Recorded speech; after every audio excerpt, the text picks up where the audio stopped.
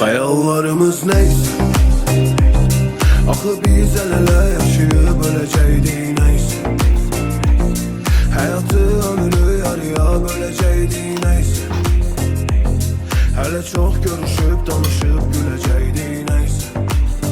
Artıq sən təksən, üstünə xət çəksən. Axı biz bir ömür yaşayıb sevəcəkdik neyse.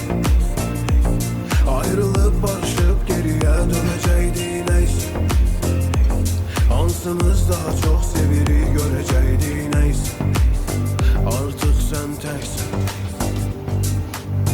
Qara qələmlə çəkilən göy qurşağının bozaran renkləri kimiyəm. Yalnızlığıma xəyanət etmişəm, bilirəm ki günahkar biriyəm. Əllərimiz bomboş, göz yaşlarımız daha donmuş.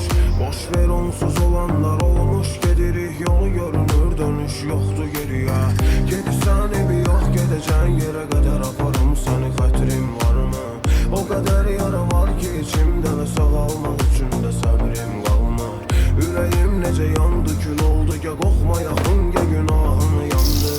Yazdım mahnılarda qaldım, dinləyicilərimin ahını aldım neyse.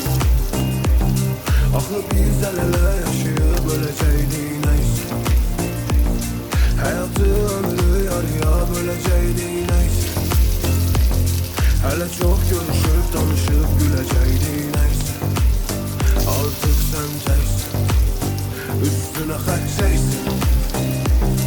Axı biz bir ömür yaşayıb sevəcəkdik neyse. Ayrılıb barışıb geriyə dönəcəkdik neyse.